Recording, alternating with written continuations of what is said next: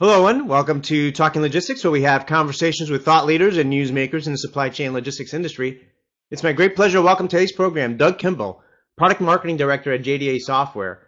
And today we're going to talk about the omni-channel effect on manufacturers, strategies for success.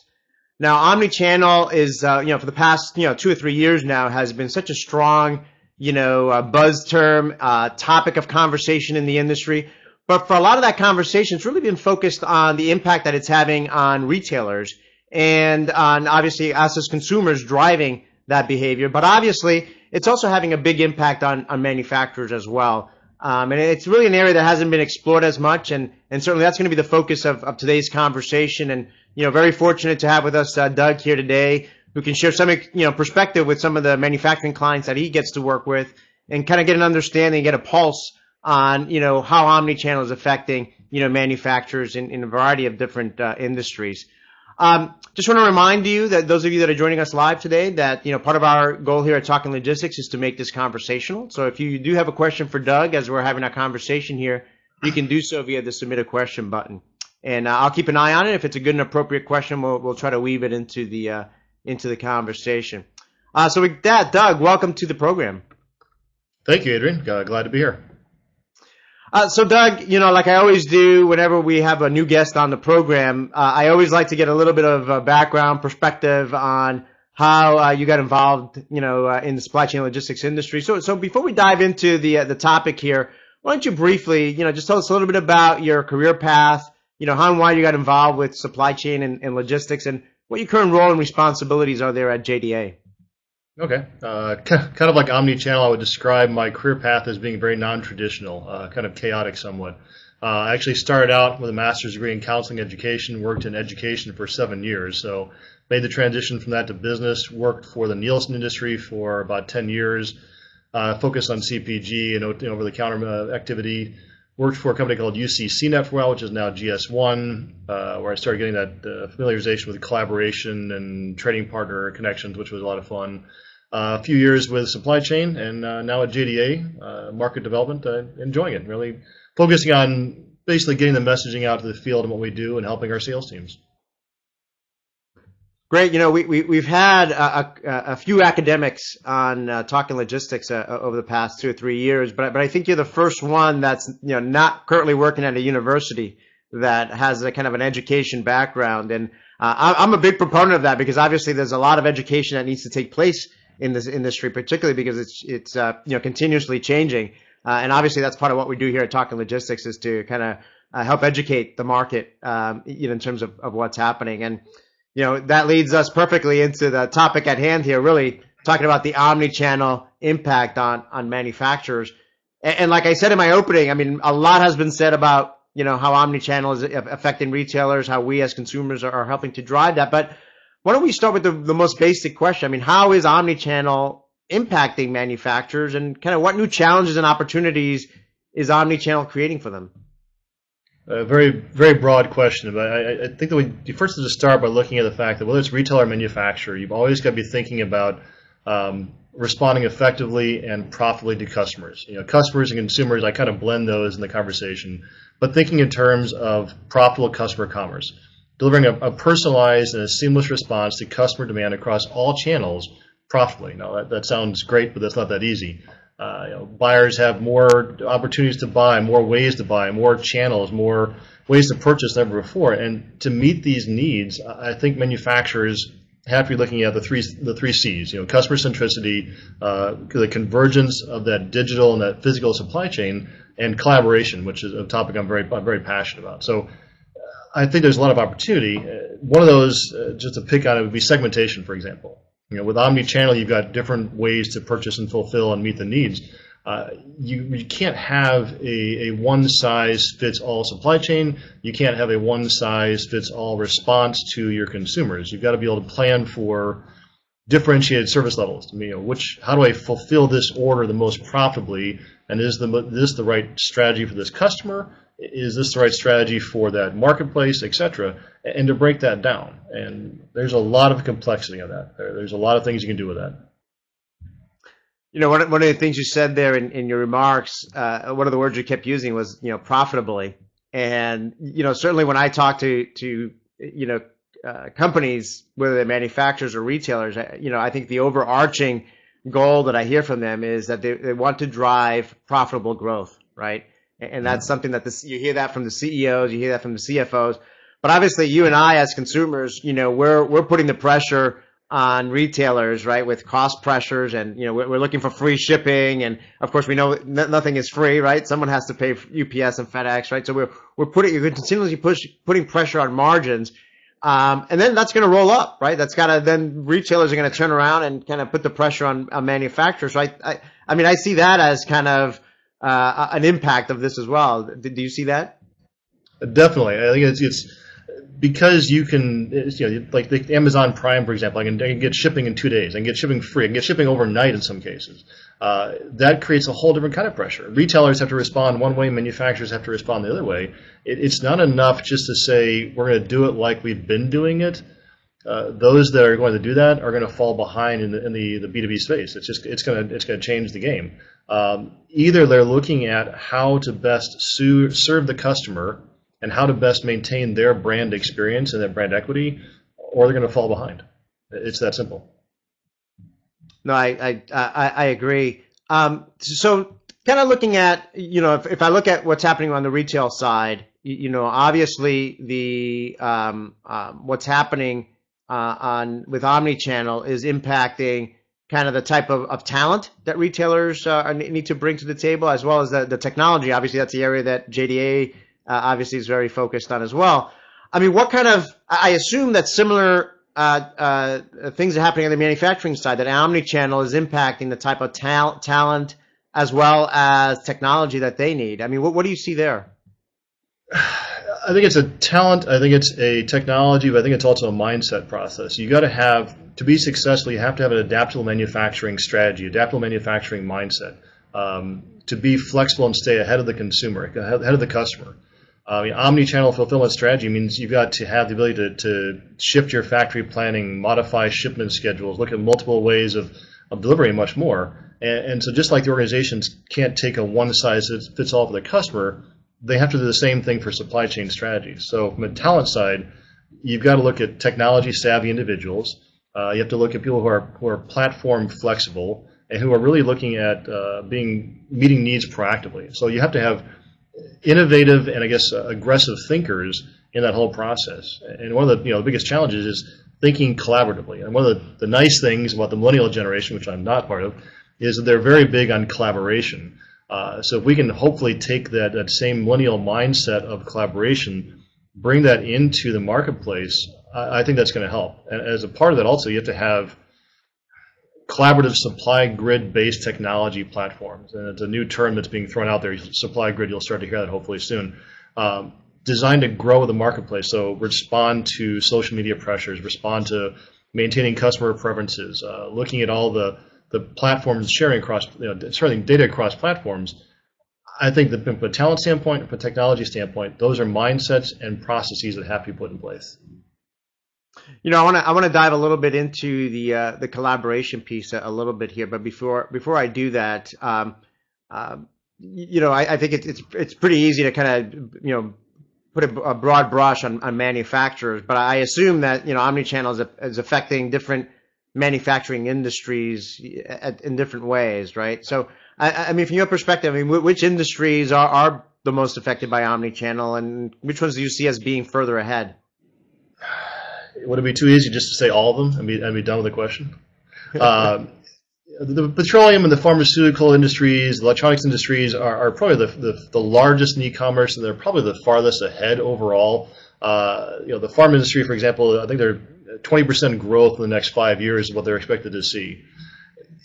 In my mind, the industries that are farthest ahead are going to stay ahead, and this is a broad stroke, is those that can be thinking about the end product visibility or on-shelf visibility. And obviously, if you're looking at metals industry, it's not on-shelf, but it's that on-hand material availability. If they're thinking about just focusing on working capital tied up at the shelf or in the parts bin, or whatever it's going to be, they're not thinking broadly. They've got to be thinking about the lost margin that losing a customer is going to have.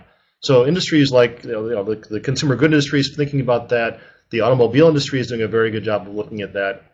Now you can go online, customize your car with your preferences, send that order off to a dealer, walk in and buy the car and walk out, you may never talk to a salesperson. So I think they're doing a very nice job of looking at how to meet the customer and close that gap between the digital and the physical supply chain, digital physical purchasing process. So it's a lot. They're all involved, different levels, different experience. One last thought, the exchanges from several years ago, I think that had a very positive impact on certain industries. They got used to the idea of being online to make purchases or to get fulfillment. It's interesting because, I mean, as you were talking there, and you kind of started out by saying, well, would it be easy, just to say all of them, right? And I think you're right. I mean, I hadn't thought about that, but I think when we think omni-channel, I think, we get so fixated on terms, right? And there's so much discussion around, well, omni-channel means retail, means the consumer. But in reality, when you peel back the onion and you're looking at, well, what are the attributes? What's really happening here?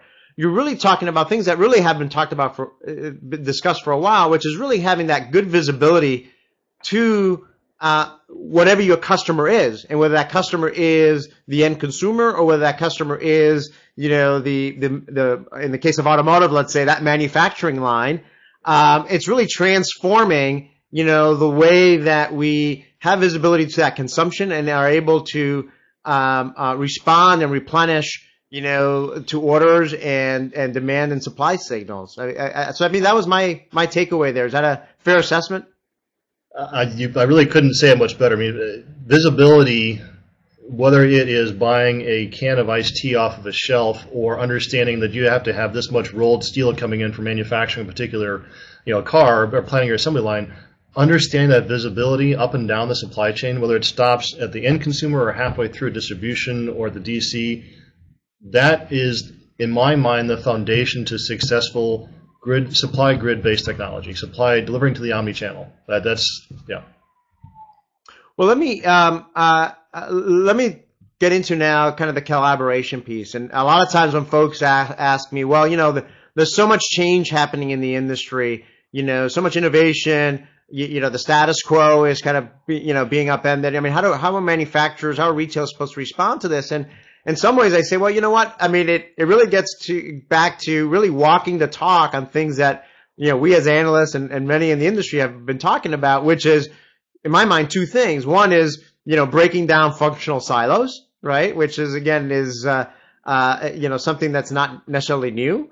But very few companies have really truly done it. And then secondly, it's collaboration, right? They're really viewing these processes holistically and working together, to more efficiently and in a smarter way, deal with these, build supply chain processes that are going to respond more effectively to what's happening out there. I mean, do you see omni-channel as serving as a catalyst for enhanced collaboration between manufacturers and retailers, or manufacturers and their upstream suppliers? Absolutely, ideally, and boy, I really hope so. We've been talking about collaboration in the industry, as you just mentioned, for decades. I look back at one of my early days in collaboration, whether it be at Nielsen or UCCNet, it was all about trying to close that gap between manufacturers and retailers. This is the topic I'm very passionate about, so I'll try to keep it less than an hour and a half response. If manufacturers want to effectively directly ship to their customers or consumers, drive efficient store replenishment, support in-store pickup.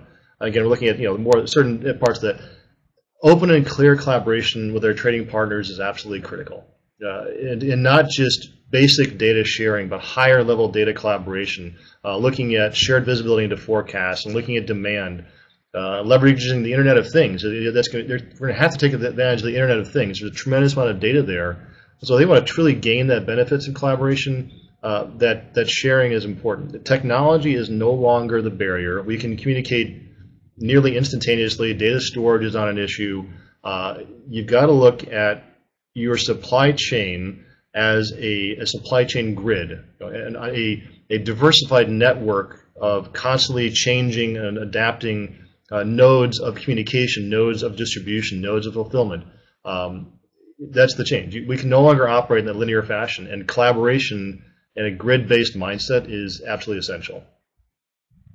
No, obviously, I agree. I mean, I think that,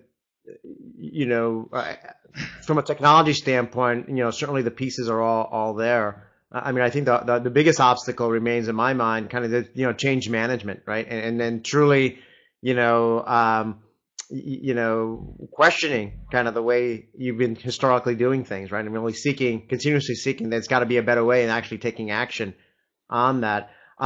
Which leads me to my next question, because I assume, change management and overcoming the hurdle to change management is probably one of the attributes of manufacturers that are kind of leading the way on this. And I know you touched upon a little bit already on this question, but when you look at manufacturers who are kind of leading the way, I mean, what are they doing right? I mean, and what lessons can other manufacturers learn from them? They're doing right when they look at their customers and they look at how and where they want to be served, and they want to understand how to best close the gap, again, as I said before, between I'm looking online for shopping or I'm trying additional channels of shopping to fulfilling that. I mean, 3M, for example, is a nice example. I think in 2013 they saw between $7 to $8 billion in online annual sales, which was in 2013, I think 25% of their number. It's not bad. They're rolling out a new e-commerce platform. It started in Canada. Their goal is to double their B2B e-commerce over the next 2 or 3 years. Good sign. Nike, they plan to increase by over 500 to 600% in online sales in the next few years. They're rolling out mobile platforms, more applications for tablets and that sort of thing. Oakley, smaller manufacturers, but they did a nice job of looking at their online sales as compared to their kiosk sales. They found out there are a lot of cases that people were going in, they see the sunglasses online, go to the store and buy it, and there were certain ones that were just not moving as quickly. So they looked at how to communicate between the online experience and the in-store experience and close that gap. Average orders increased by about $75,000. So just a couple of random examples there of more traditional fast-moving consumer good industries. Another one I thought was kind of neat was I was looking up this company called AEL Manufacturing, and they do electronic explosives. Not really, well, at least in my mind, the most stimulating of things.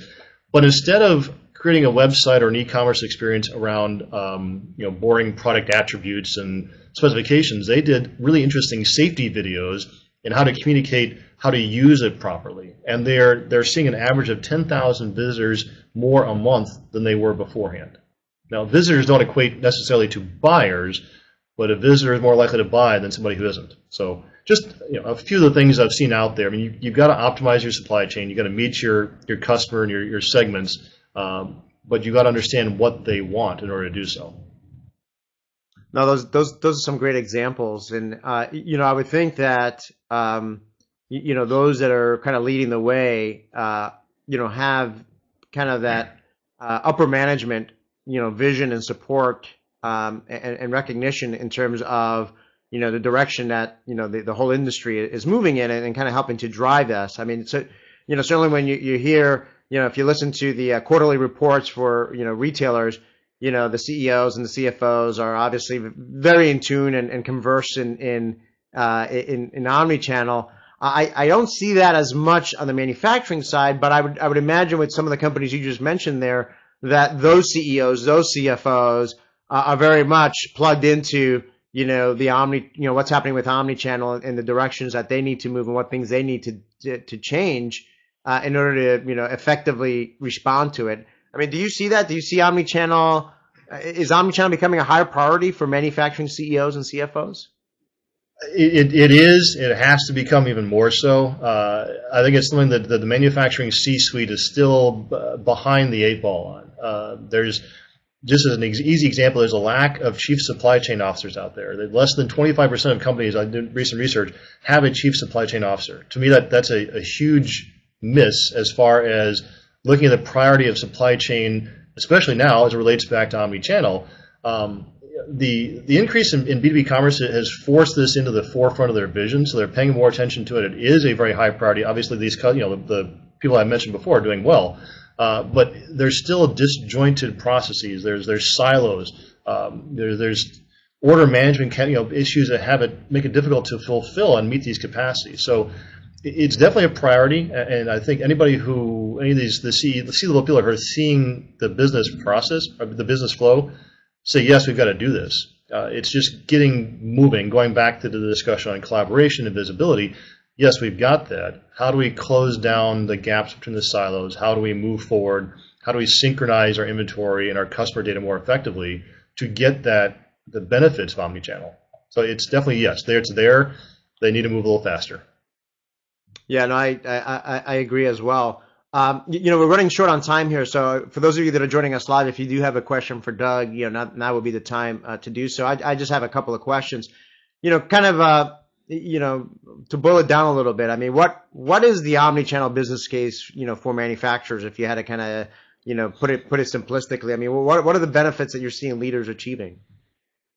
If you just look at the basic research shows that the omnichannel B2B growth is going to go to, I guess let's look at numbers. $6.7 trillion is being forecasted for B2B commerce, and that's not a bad number. So if you split that across a few thousand manufacturers, I think that's a good number. And that's just it's being a little arbitrary and just kind of throwing it out there, but cost savings standpoint, 90% cost savings by reducing touch points.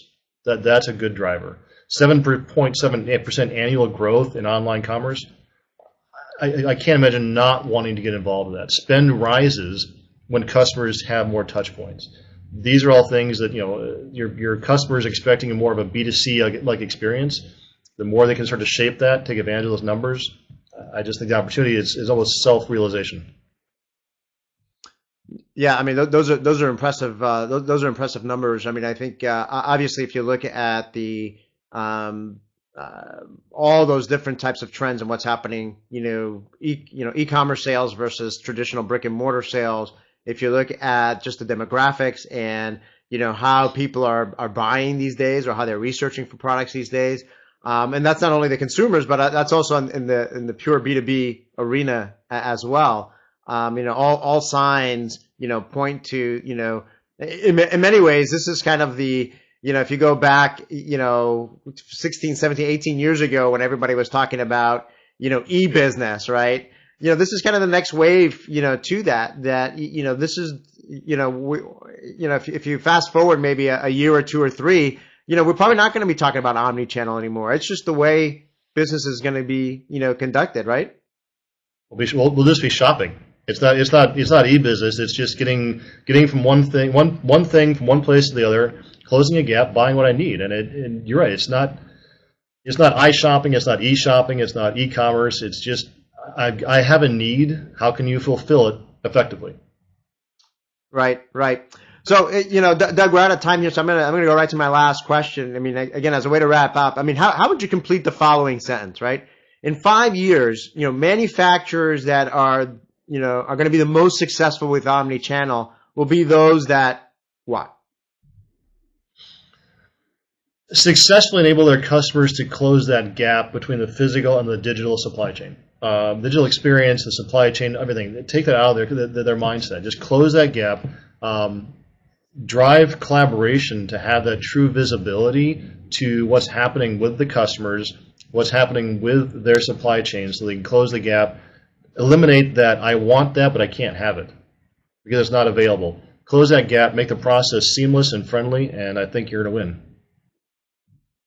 Great food for thought. Doug, like I say at the end of all our episodes, we always just manage to, scratch the surface on these topics, but I think we did a nice job in terms of, at least, addressing some key questions, important questions that, certainly manufacturers need to be thinking about and asking, themselves, as they try to position themselves for success and growth moving forward. So I want to, thank you for taking time out of your busy schedule. I know you're on the road, this week, so I appreciate you taking time to be with us today.